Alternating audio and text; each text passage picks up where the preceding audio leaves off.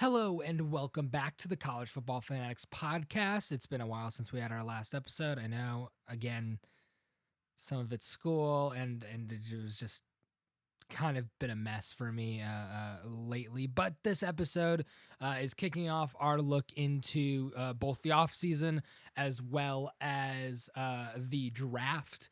I'll be doing an episode where we talk about the draft. I'll be doing an episode watching the draft and talking about the players and things like that. Especially the first round. I might not do round 2 or 3. I'm not sure yet, but I'm definitely going to do the first day, the first round. So I'm pretty excited for that. This episode is going to focus on 2 things, or 3 things actually. First, it's going to focus on people who I think have things that they have to do in order to keep their jobs. So what I mean by that is head coaches basically that are going to have to do something to either keep their job or they're coming into a job or something like that. You might call it something to prove. I wouldn't call it that. I would call it more they're on a bit of a hot seat. If not a warm seat, then a hot seat. The second thing that we're going to talk about are going to be a couple of quarterbacks. I'm going to do breakdowns into the top quarterbacks, 4 or 5 of them, depending on what I'm feeling like, and a few of the other top players in the draft. Today we'll be focusing on 2 of the quarterbacks. We'll be talking about Caleb Williams and Drake May, who are projected by most people to go 1 and 2. And then I also wanted to talk about an absolutely absurd mock draft that I saw a few days ago that I just wanted to bring up. And I'll put up the mock draft in a little bit, but it is just absolutely insane. It looked like the most insane thing I have seen come out of this draft season. So that's going to be the 30 things that I talk about today. This probably isn't going to be a super long episode, but I do think it is going to be a bit of an episode. So since we have all of that, let's kick it off to the intro, and then I'll come back with you guys as we talk more about the offseason and about the draft. See you guys after this intro.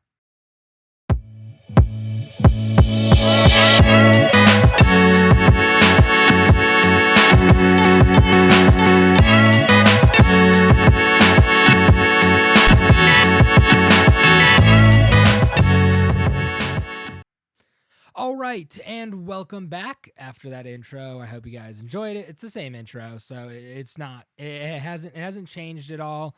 It hasn't done anything else differently since the last time you guys saw the intro, but I still hope you enjoyed it. Forgive me if you guys hear lightning and thunder and other things like that. It is just going absolutely bonkers outside right now. I mean, entirely insane. So I do apologize if you guys do hear that.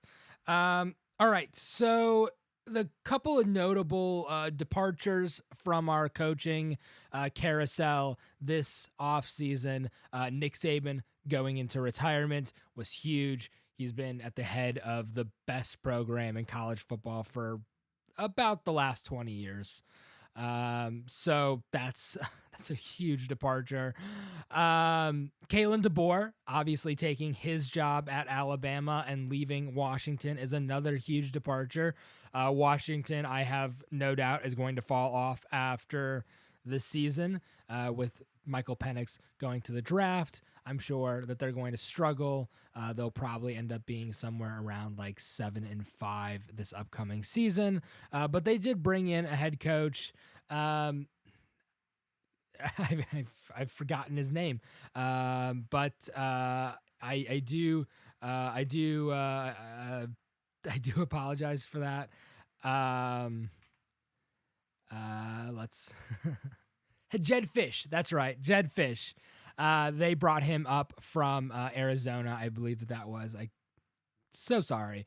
But yeah, no, they brought him back. So the situation in Washington is a bit stable at the moment, but it's still probably going to be a bit of a drop off. They're not going to go to a national championship game like they did last season, obviously losing to Michigan. Another thing is Michigan lost its head coach. And if you know anything about me, like you see right there, I am a Michigan fan. I am a giant Michigan fan.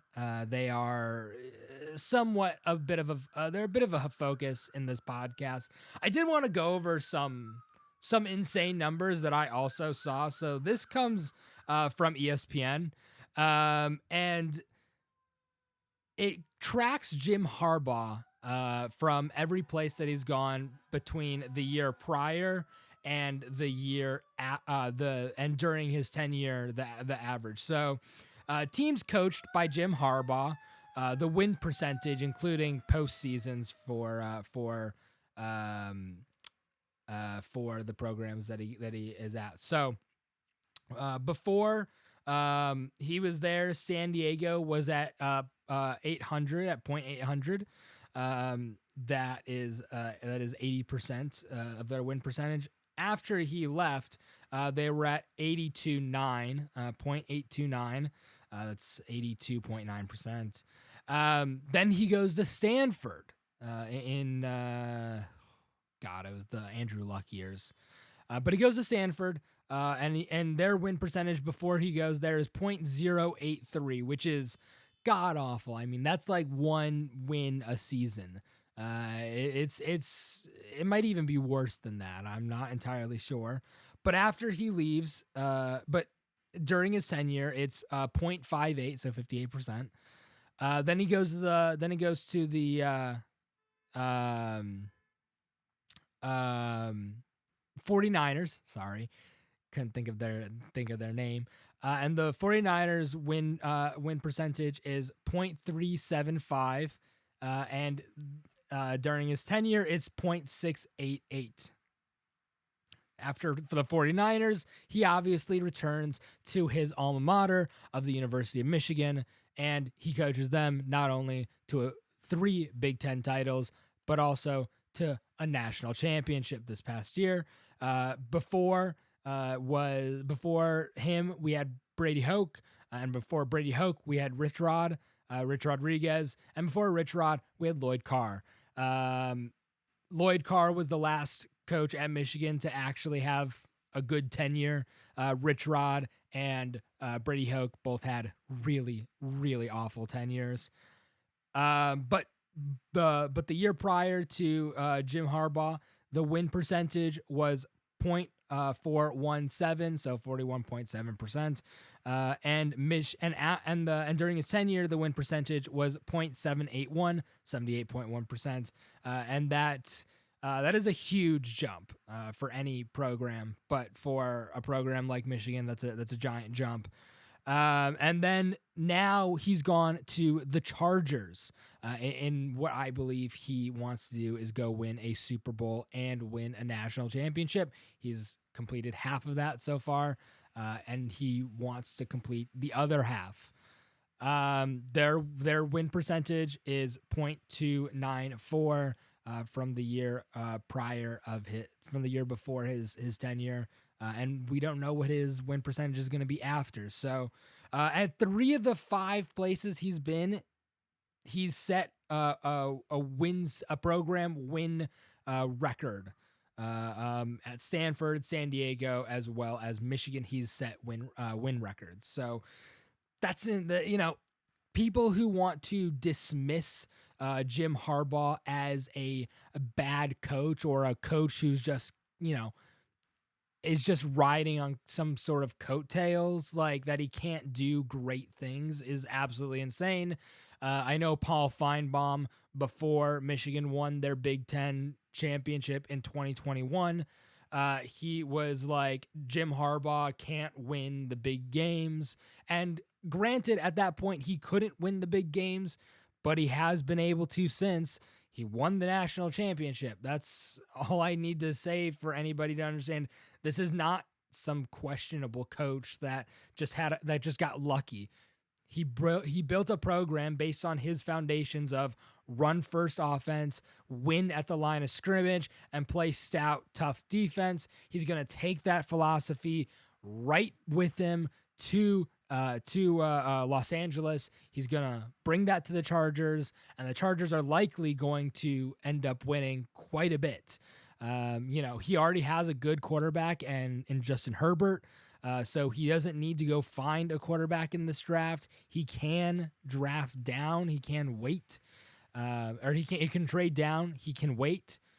He's not a quarterback needy GM or head coach at the moment. So it's definitely something to think about with Jim Harbaugh and now his tenure at the Chargers. So moving on from that, from talking about coaches, we'll talk about coaches in another episode. Because there's a lot of change, especially at the University of Michigan. They lost most of their coaching staff, almost entirely their defense. So we'll talk about that another day. But today I wanted to talk more about the draft, about its prospects, and then we'll from there in episodes following. So, I wanted to talk about this, mock draft that I saw, and I have it on my phone, so that's why I'm kind of looking down and not at the camera. But I wanted to read it because I wanted to get my opinion out there, but I also want to see what you guys were thinking about it, because I think that this is an absolutely absurd draft, mock draft. I think it's pretty ridiculous, but I do think it's also pretty fascinating to look at. So this is by JWP Sports via ESPN, and it starts off with the first round pick, obviously going to Chicago via Carolina, and they are going to be choosing Caleb Williams. It's not a surprise there. It's pretty much on everybody's mock draft. I'll talk about Caleb Williams after this. You'll get my whole shtick on that, but that's where this guy has this going. And then he has the Washington Commanders choosing Drake May. Again, not that much of a surprise. Drake May has been projected to go second a lot, so I'm not super surprised. Jaden Daniels going number 3, and then JJ McCarthy going number 4 to the Cardinals. I don't know. I don't know if I think about that. If I think about that, I don't know if I completely agree with it, because there are a few players that I think would probably go ahead of JJ. I think Marvin Harrison Jr. will probably go ahead of JJ. I think it's quite possible that Malik Neighbors goes ahead of JJ. So putting him at number 4 to the Arizona Cardinals. The Cardinals have Kyler Murray, I believe, still. So as much as he isn't like the greatest quarterback, he's a solid quarterback. So I don't know if I entirely think that JJ will go to the Cardinals. Now, up next we have Joe Alt, who is pretty much consistently projected as the number 1 offensive tackle going off the board. They have him going to the Chargers. There is a chance that I actually think there's a chance that if JJ isn't gone by 5, that the Chargers might pick JJ. I mean, he was with Jim Harbaugh at Michigan.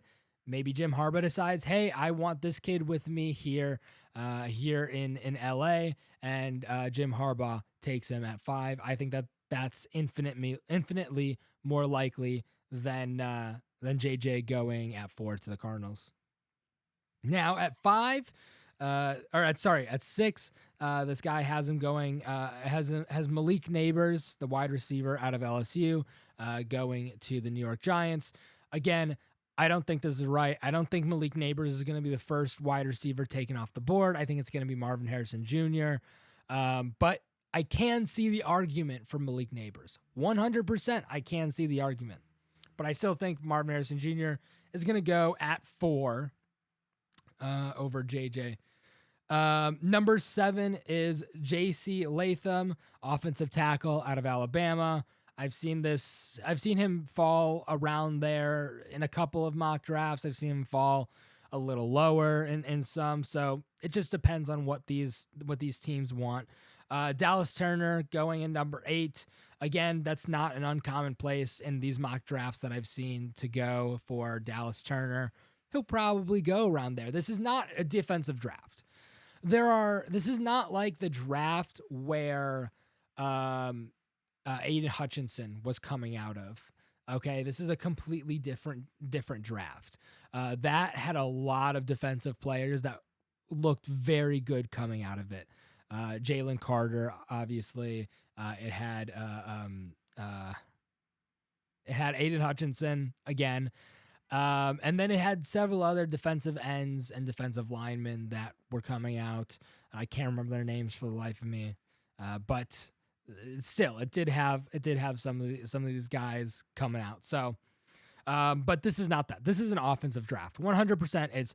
It's quarterbacks, wide receivers, offensive tackles at the higher end, and a couple of running backs here and there that'll likely go in the second and third rounds. But I find it absolutely ridiculous, just how lack of defensive talent there is. I don't know if I want to say lack of defensive talent, but lack of defensive players in the top 5. Because usually you have like one that jumps up to the top 5, but you don't have any this year. So you have them within the top 10. All right, so that's at number 8 to the Falcons. Dallas Turner is going. He was an edge at Alabama. And then this is where this mock draft gets a bit absurd because and quite unrealistic in my opinion, is at number 9, Marvin Harrison Jr. is going to the Bears. Now, as much as I would love this as a Bears fan, I don't know if I love Caleb Williams, but I do love Marvin Harrison Jr. I think Marvin Harrison Jr. is a great prospect. I think he's as close to a sure thing as you can get in this world of draft. But him going at number 9,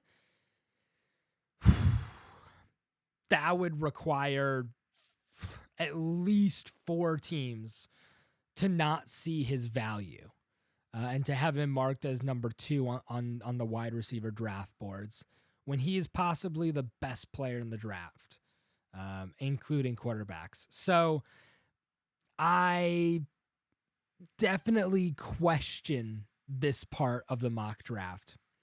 The next offensive tackle, Olu Fashanu. I've seen him go significantly higher. I've seen him be the first offensive tackle taken on the board in some of these mock drafts. So, man. And then Quinyon Mitchell is a cornerback out of Toledo, who I think is very good. I don't know. I haven't watched all of his tape, so I don't know how amazing he is, if he's, number 11 material, but I do know he's very good, and he helped Toledo win a lot of games this last year. At number 12 is Bo Nix going to the Broncos from Oregon.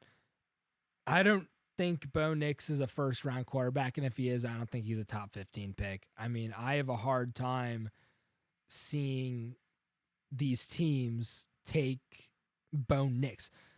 The Broncos, I think, if anything, might trade up to go get a quarterback in like the top 4 or 5. So I don't really see them going after Bo Nix, and I don't see Bo Nix being the fifth quarterback taken off the board. I would think that that's probably going to be Michael Penix. Next up is going to be an offensive tackle out of Oregon State named Talisi Fugau, or Fuaga. Sorry, I might be butchering that name, but can't get them all right. He's going. It's projected he'll go to the Raiders. It's fine. That's all I can say is it's fine, because at the end of the day, it's about needs basically, and I'm not sure if this guy Fuaga is really going to be at 13 or not. At 14, they have these guys have Rome Odunze going to the Saints. I would think Rome Odunze would go a little higher. I think he'll probably go to the Bears, because I think Marvin Harrison Jr. will go probably at 4. Malik Neighbors will probably go where he is.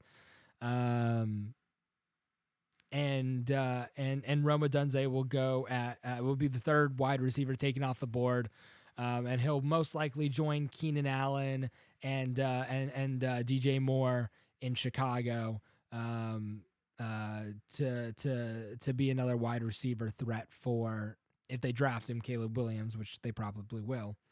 And then Terrion Arnold going at 15. Not super surprised about that. He's a good cornerback for Alabama. And then Troy Fautanu. I've seen him go a bit higher than where he is right now, but you can never really say. That's pretty much all of the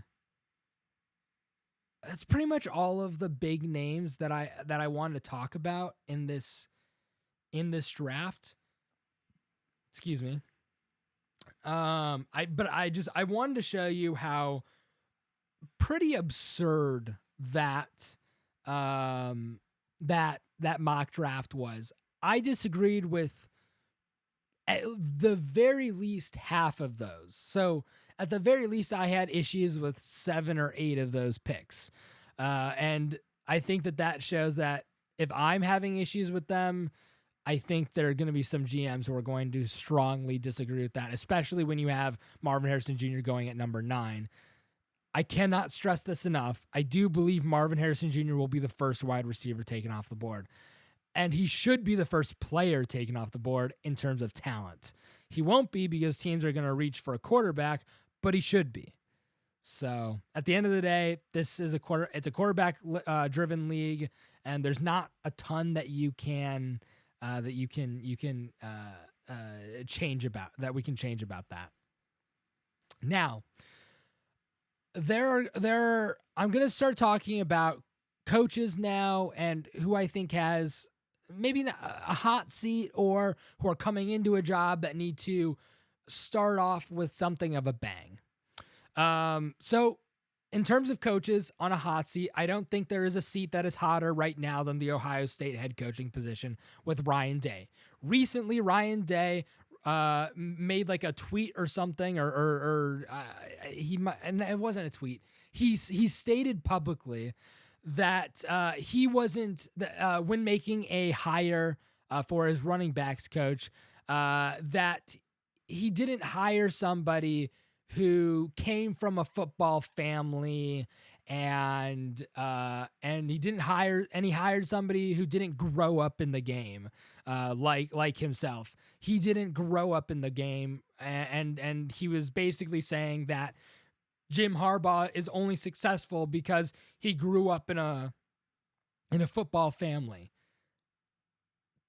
That's not really true. I mean, there have been other people who have grown up in football families who haven't succeeded at coaching a football team and haven't brought a team to the national championship. It sounds like that even with Jim Harbaugh not in college football anymore, he's still in Ryan Day's head, which, I mean, at this point, Jim Harbaugh should be charging, or Ryan Day should be charging rent to Jim Harbaugh because he's completely in his head, and that could transfer to Sherrone Moore if Sherrone Moore plays his cards right.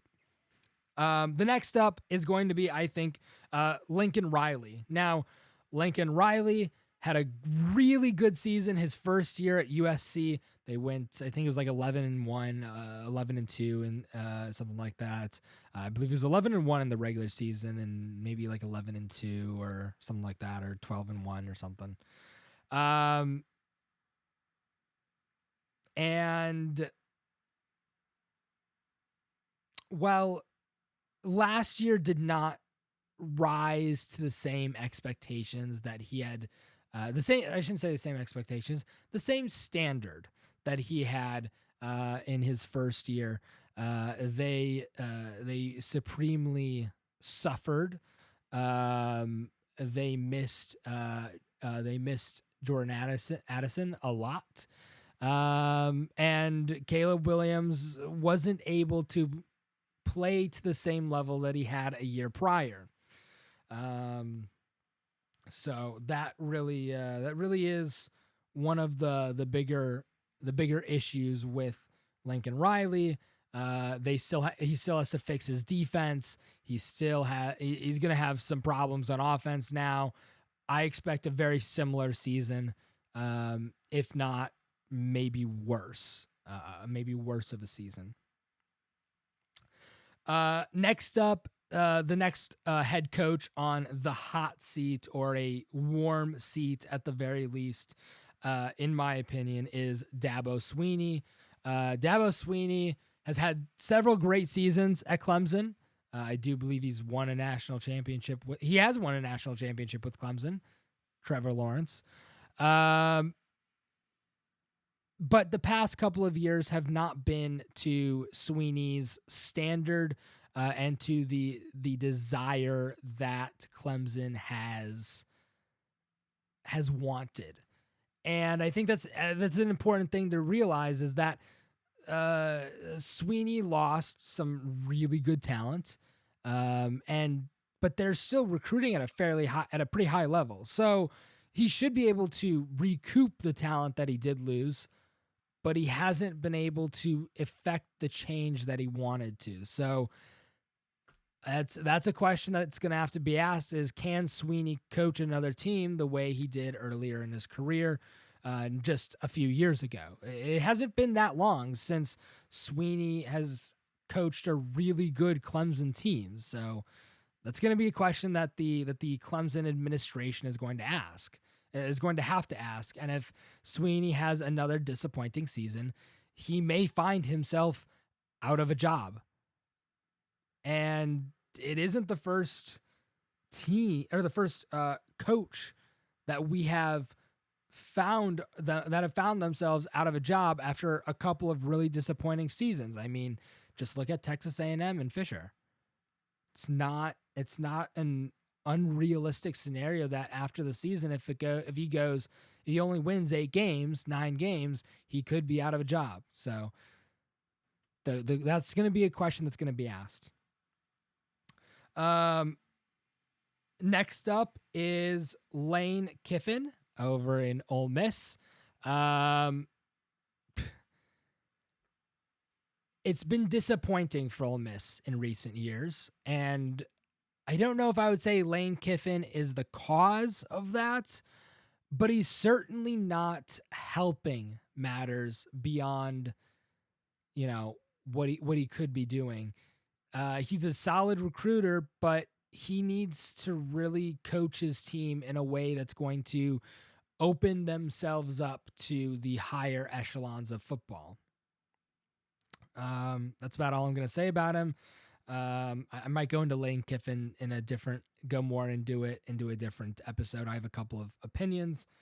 Mario Cristobal, came into the Miami job with a bang. I think he had a top 5 recruiting class. Really good. I mean, who doesn't want to go to Miami? They have a long history. Some of that history is a little problematic, or at the very least questionable. But Mario Cristobal was kind of seen as this guy that was going to turn Miami's football program around after it had been lackluster in its performance. So far, he has not done even close to that. He has not done even close to that. He had great recruiting classes, and he still continues to have good recruiting classes. And given where he is recruiting, he should be doing significantly better than he is. But I do believe if he goes on another season where he wins only 500 games, if he wins only 6 games, he's not going to survive the season. I truly believe that. I mean, he really has to step up his game. You have seen some improvement, but I wonder, is that improvement going to stall out in this upcoming season? And another coach who has I don't know if I would say a hot seat, but he has a question mark, is Deion Sanders with the leaving of his son, Shedeur, going to the draft. It's going to be a question of how good is Colorado going to be? Now, Travis Hunter is fantastic. He had a fantastic season this year for Colorado, but can Travis Hunter carry the full team on his back? He plays both ways, but I don't think he can. He needs somebody to pair up with him. So it's gonna be a big question. It's a question mark in my eyes. Deion Sanders has done a decent job of recruiting, but again, can he continue the success that he has had, that he has brought with him to Colorado? Now, moving on from guys who are in dire straits to guys who are in lukewarm water, to guys who are now basically like, you're coming in. Let's see what you can do. Sherrone Moore is the new head coach of Michigan football after Jim Harbaugh left. He coached 4 games, I believe. Yeah, 4 games this season. So he coached a third of the regular season, and won all 4. He won against, I think it was Bowling Green was the game he coached, but I could be wrong about that. He won against Penn State. He won against Ohio State, and he won against Maryland. Now, were those games the prettiest games in the world? No. Did he run the ball? I think it was 32 straight times against Penn State. Yes. Did he lead Michigan into a very good last portion of the season? Yes. Did Jim Harbaugh take over and win a Big Ten championship and then a national championship and a Rose Bowl on the way? Yes, he did. Was Sherrone with him every step of the way? Yes, he was. So I think Sherrone Moore is in a very good position. If he wins 10 games, it's not going to be seen as this giant loss to Michigan. I think Sherrone Moore has a chance to go out, prove everybody wrong, and win another Big Ten championship. Do I think they're going to go on and win a national championship? Probably not. Although I wouldn't be extremely opposed to the idea that they could do that. But I do think they're losing so much of significance that the likelihood is probably around 5%. That's the last coach I'm going to talk about for this episode. My throat is starting to dry up a bit. So let's move on to apologies. Let's move on to quarterbacks, and the 2 that I'm going to talk about today, who are Caleb Williams and Drake May. So Caleb Williams is slightly undersized at 6'1". He is 214 pounds. His arm wingspan is 32 inches. And his hand is 9 inches and 3/4 of an inch. Now, his pros are his escapability, his ability to create opportunities in what seems like disaster scenarios. He is effective at pocket passing. He puts good pace on his throws, and he is able to vary the angle at which he can throw the ball. That last one is incredibly important, because if you have a guy, a edge who's coming at you with his arms up like this, you're not going to be able to do the regular throwing motion. You're going to have to do it a little bit of a sidearm. We've seen Patrick Mahomes do that in college, or in the pros, quite a bit. Sorry, my throat is, I didn't bring any water this time, so my throat is a little bit dry at the moment. Now, that being said, all those pros being said, I have 5 because I didn't want to go super deep right now, but I wanted to touch base on him a little bit. With the cons, he is slightly undersized at 6'1", 214 pounds, but I'm not so concerned about that, given his potential talent and his clear talent. He does not worry me like Bryce Young did last draft cycle. So I'm not as worried about his size. Bryce Young is a good 3 inches shorter at the very least. So the height thing is not that big of a deal to me. I have a issue with his lack of emotional maturity. Caleb Williams likes to act as though he is the most important thing in any building ever. And I have a huge issue with that. A lack of humility in this sport, especially at the pro level, can kill you. You'll make enemies on your team if you act like you are the greatest thing in the world. You will also possibly not put in the effort to improve your game because you view yourself as so talented you don't have to. It's very similar to Johnny Manziel. Johnny Manziel did not have the emotional maturity to succeed in the NFL. You know, say what you want. The guy had a ton of talent, but he did not have the emotional maturity. Caleb Williams, when you're seeing him cry in his mom's arms on national television, or cry on the bench, if he wants to cry, okay, fine. I don't care. Go in the locker room and cry, okay? I get, you're a competitor. You want to win. It hurts when you don't.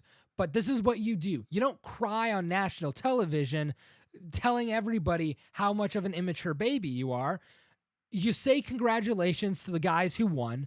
You go in the locker room. You sit down in your locker and you cry. You cry there.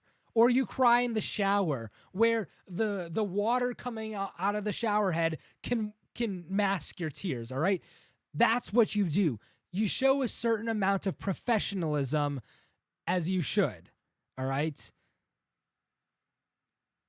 I don't see that coming out of Caleb Williams, and that causes me some concerns, because if all you're doing all day is crying because woe to me, I am, I'm thrown to the wolves, or woe to me, somebody doesn't like me, or woe to me, we lost a game. You're not focusing on getting better. You're not focusing on how you're going to avoid the mistakes of the last game, or avoid the mistakes that were that were committed by your team or yourself or whoever, and focus on winning the next game. You're throwing yourself essentially a pity party. That's the problem that I have with it. And that's my biggest problem with him. I'm not as concerned about his talent, because I do think he has a lot of talent. But I also do think he has picked up some bad habits, but it's that emotional maturity that has me a little peeved. It's the reason I don't like him. It is the reason I do not like him. And now if he makes me eat if in a year he makes me eat my words, I'll be happy. I'll be so happy that he made me eat my words, because, he'll have succeeded and I'll have been wrong. Totally fine with it. But if in a year I'm proven right and he's not the quarterback messiah everybody's always saying he is, I think that I'm gonna say I've told you so. Just like I did with C.J. Stroud and Bryce Young, I told you so. I mean, at the end of the day, that's what it is. All right. Given his immense potential and his immense talent, I do find that Caleb Williams plays too much hero ball. He passes up the easy throw or the check down, or the throw that would get him just a couple more yards closer on a second down or a first down, to try and go for that big splashy play. The problem is that that's not going to work in the NFL. You might be able to make a guy, a Nevada defensive end, miss, but when you're playing against the best guys from college, you're going to have issues. We saw that against Notre Dame. He had issues. All right. Now, Notre Dame was by far his worst game of his career, but I still see a problem because he completely collapsed under the pressure against Notre Dame. Now, his offense didn't help him a lot, but I still saw that collapse. So it was a problem. It was a problem in my eyes. All right. Next up, he has some questionable decision making. There are times where he throws the ball into a hole, or he doesn't see a defender, and the ball is either nearly picked off or it was picked off. And now I'm talking more about the Notre Dame game, because the other teams in the Pac-12 don't play all that great defense. It still is a bit of an issue when you're throwing the ball into a very risky situation. And I saw Caleb Williams throw way too many balls into way too risky of a situation. And that's a big problem for me. It's a lot of what I saw with Anthony Richardson. He threw the ball into risky situations, and he had a 54% completion. And just because he was gigantic, he's a gigantic specimen of a human being, he was picked pretty high in the first in the first round of the draft last year. The next thing I have is that I noticed when watching some film on Caleb that he was slow to work through his progressions at times. Sometimes he was lightning quick and he was on top of it, and you don't have to worry. But then there are times where he's waiting at one guy, then waiting at another, and by the time he's at the third guy and he still has the ball in his hand, it's been 2.5, 3 seconds, and there's somebody in his face. And that's a huge problem. All right. Now, his wide receivers didn't create him a lot of separation, and I fully acknowledge that. I've said, probably 4 or 5 times in this episode alone, his offense did not help him immensely, but it still is a concerning. It's still a concerning flaw in his game. And then at times, his eyes can drift and he can lose defenders.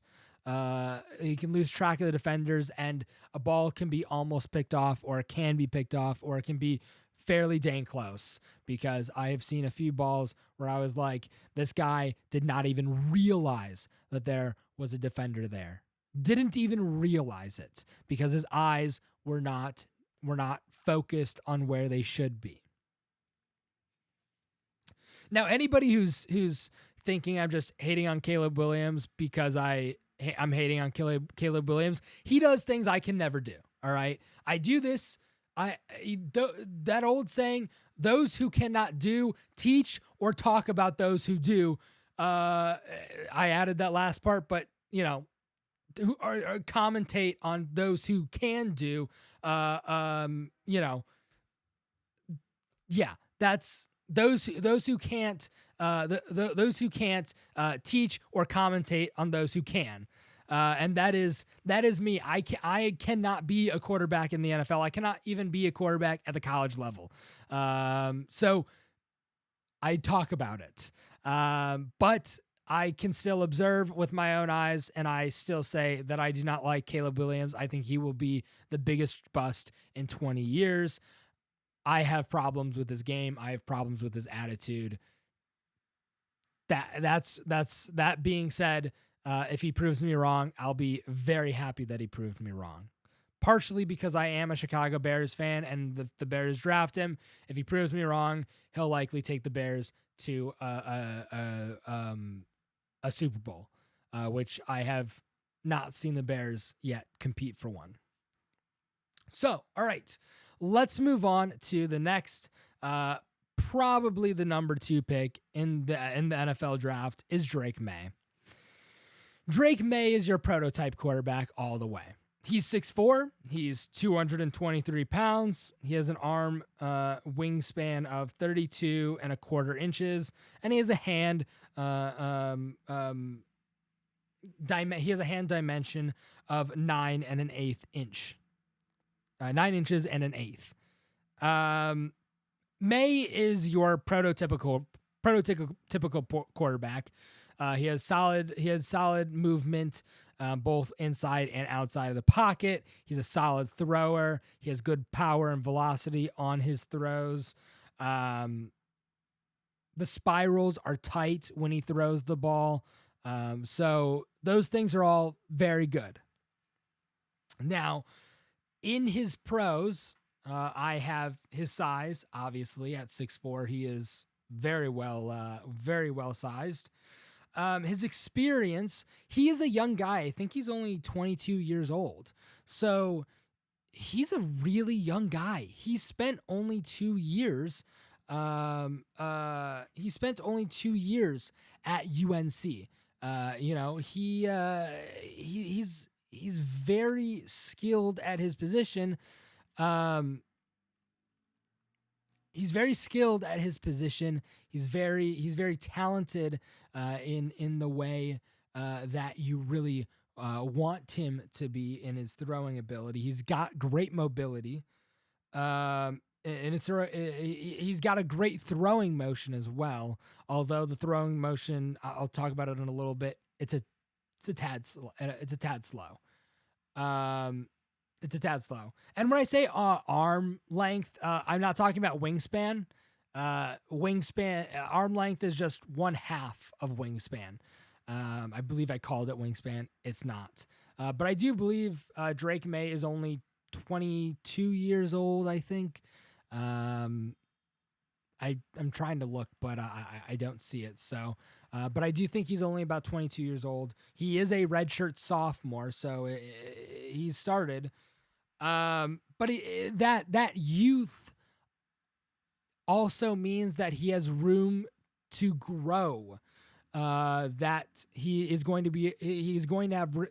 room to grow, and that the bad habits he might have are not going to be, are not going to be too ingrained in him. Now, Drake Maye is also able to climb the pocket pretty well, so his movement within the pocket is solid. He can avoid pressure when need be, and he's a strong guy. I mean, all right, he's no schlub. He's a strong dude.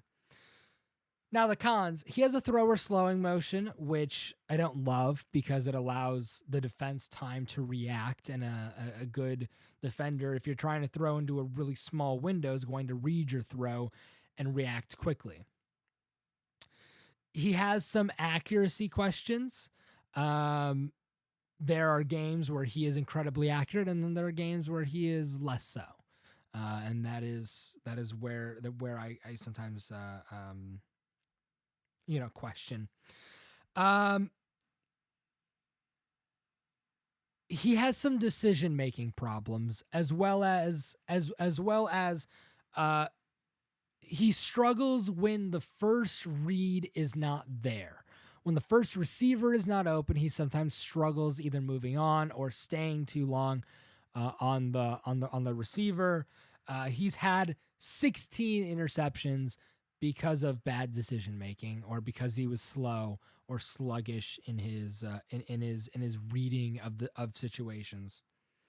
He can struggle with the run pass options, and he can struggle with crossing routes, which is that's not a struggle you want, because you need to be very accurate and very quick on the trigger in a crossing route. Otherwise, the defense is going to read you like a book and pick off the pass every single time. In the NFL, defenders are just too good to struggle with crossing routes.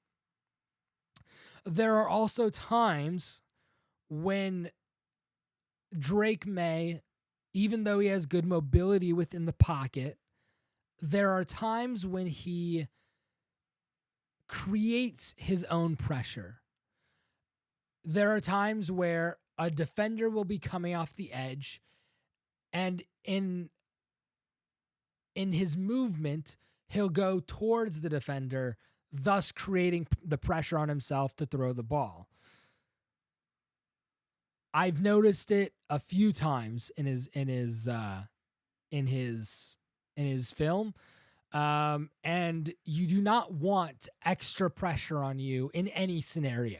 There's no scenario where you want more pressure on you than what is already there, because that just means it leads to hurried throws. Now, I do like Drake Maye. I think he's probably a little too high. I would say he's probably a mid first round quarterback. At the end of the day, I still think he's a first round quarterback, but I do think he's a mid first round quarterback.